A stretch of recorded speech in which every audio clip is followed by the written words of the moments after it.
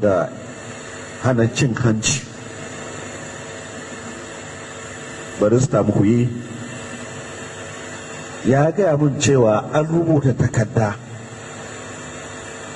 an tara kudin wannan da aka nema na taimako, wasu sun rubuta takarda sun ce ba san inda wannan kudi suke ba, saboda haka za a yi bincike.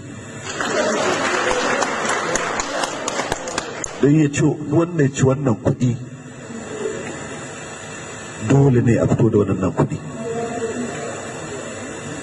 Sannan kuma ya gaya mun ya samu takarda ta korafi cewa waɗansu suna karɓar kuɗin wajen 'yan China. Shi ma zai bincika duk wanda ke karɓar kuɗin 'yan China maimakon gwamnati ya sa aljihunsa. To idan aka tsare shi ma ga yadda zai fito. Saboda haka kusa ranku a inuwa. Kun yi magana clinic, wai kunnan ku nawa ne? Ku ƙara goma ku sha labari.